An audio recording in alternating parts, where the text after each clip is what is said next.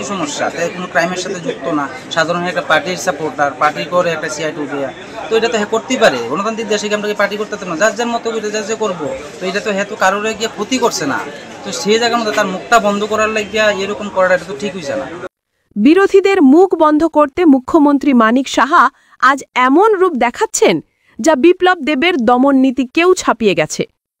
2018-তে ক্ষমতায় এসেই বিরোধী কণ্ঠ থামাতে সশস্ত্র বাইক বাহিনী নামিয়ে আতঙ্কের রাজত্ব কায়েম করেছিলেন বিপ্লব দেব। প্রশাসনকে কাজে লাগিয়ে মিথ্যা মামলায় ফাঁসিয়ে জেলে ভরতে থাকে। আর আজ সেই পথেই আরও নিষ্ঠুর, আরও নির্মমভাবে হাঁটছেন মানিক সাহা। সরকারের বিরুদ্ধে সত্য কথা বলার অপরাধে সাংবাদিক সৈকত তালাপাত্র আজ কারাগারে। ফেসবুকে দুর্নীতির কথা বলতে সাহস করায় এক নারীকে জেলে ভরেছে। মানিক সাহার সরাসরি মদতেই পুলিশ এখন নির্দ্বিধায় লাল ঝান্ডার মিছিলে থাকা সাধারণ বাম কর্মী সমর্থকদের গ্রেফতার করছে। শ্রমিক সমাবেশে মানুষের ঢল দেখে বিজেপির ভেতরে যে তীব্র আতঙ্ক তৈরি হয়েছে তার ছাপ স্পষ্ট মুখ্যমন্ত্রীর গলার স্বরেও। সিটু নাম দিয়ে আগরতলা একটা বড় সভা ওনারা করেছেন, কমিউনিস্ট যারা বন্ধুরা আছেন, এবং খুব উৎফুল্ল, খুবই উৎফুল্ল।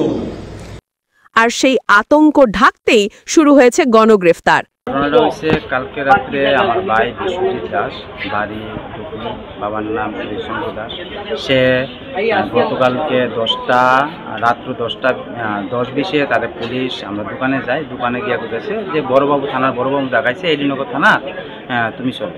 তো ভাই আমার ফোন করলাম, আমি ঘুরাই গেলাম লগে, তো গিয়া দিকে তারা উঠাই নিয়ে আসছে। তো আমরা অনেকক্ষণ অপেক্ষা করার পরে জিজ্ঞাসা করতেছি যে কিসের লেগে আনছে, কি আসবে।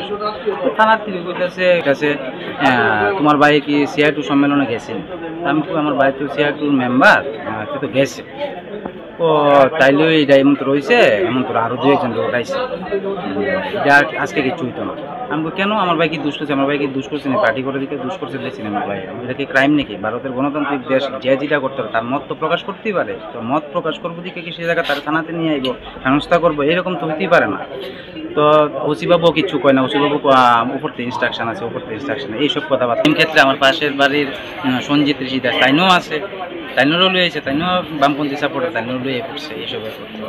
নেশা কারবারিদের যে পুলিশ ধরতে পারে না, মানুষের ন্যায্য হকের দাবিতে রাস্তায় নামলেই সেই পুলিশ ছুটে আসে গ্রেফতার করতে। কিন্তু প্রশ্ন একটাই, হামলা, ভাঙচুর, ভস দেখিয়ে জেলে ভরে আর কতদিন মানুষের মুখ বন্ধ করে রাখবেন? মানুষ কিন্তু মুখ খুলতে শুরু করেছে। তো এটা তো হ্যাঁ তো কারোর গিয়ে ক্ষতি করছে না, তো সেই জায়গার মধ্যে তার মুখটা বন্ধ করার লাগিয়া এরকম করাটা এটা তো ঠিক হয়েছে না। এটা তো আমার মনে করি যে এরকম করাটা ঠিক না। একটা রাজনৈতিক উদ্দেশ্য চরিতার্থ করার লক্ষ্যে প্রশাসনকে কাজে লাগিয়ে, অর্থাৎ পুলিশ প্রশাসনকে কাজে লাগিয়ে মামলায় গ্রেপ্তার করা শুরু হয়েছে। সেদিন রাতে, যেদিন সমাবেশ আগরতলা, গত সোমবার দিন, ক্যাম্পের বাজার থেকে 2 জনকে গ্রেপ্তার করে প্রণব দাস এবং উত্তম দেবনাথ, তাদেরকে 2 দিনের জন্য পুলিশ রিমান্ডে নিয়ে যায়। তারা এখনো জামিন পায়নি। আবার গতকাল রাত্রে বিশ্বজিৎ দাস, সুজিত ঋষি দাস, এটা ডুকলি, এদেরকে রাতে বাড়ি থেকে তুলে নিয়ে আসে এডিনগর থানা, মানে উদয়নগর যে থানা, সেই থানার তুলে নিয়ে এসে একই মামলায় তাদেরকে আজকে কোর্ট ফরওয়ার্ড করা হয়। জামিন পায়নি, তাদেরকে জেল কাস্টডিতে পাঠিয়ে দেওয়া হয়েছে। কি অপরাধ এত করেছে বা কি কারণে তাদেরকে গ্রেপ্তার, তার চেয়ে বড় বড় ঘটনা রাজ্যে ঘটছে। দেখা যায় নেশা কারবারি ধরতে পারে না, যারা সমাজদ্রোহী কাজের সঙ্গে যুক্ত তাদেরকে ধরতে পারে না, আর যারা একটু সামান্য কিছু থাকে তাদেরকে গ্রেপ্তার করে জেল কাস্টডি দিতে পারে। এটা কেন মিটিং আসবো, কি কারণে আসবো? একটা ভীতির পরিবেশ তৈরি করার লক্ষ্যে শাসক দল, সেটা আতঙ্কিত কিনা তারাই বলতে পারবে। তবে লক্ষ্য করা হলো যে তাদের বিরুদ্ধে এই মামলা রুজু করে এই গরিব, দিন আনে দিন খায় তারা, সাধারণ শ্রমজীবী মানুষ, তাদের উপর পরিবারটা নির্ভরশীল, তাদেরকে গ্রেপ্তার করে সেখানে জেলে পুরে দেওয়া হয়েছে। লক্ষ্যটা কি? একটা ভীতির পরিবেশ তৈরি করা, আতঙ্কের পরিবেশ তৈরি করার জন্য এই লক্ষ্যে এটা করছে।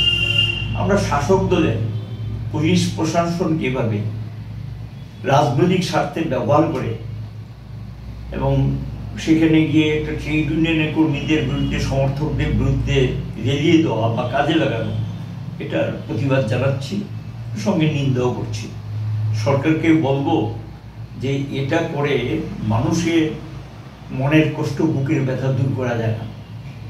তাদের যে দুর্বলতাগুলো আছে এগুলো দূর করার চেষ্টা করুন, এটা কাজে লাগবে তাদের জন্য।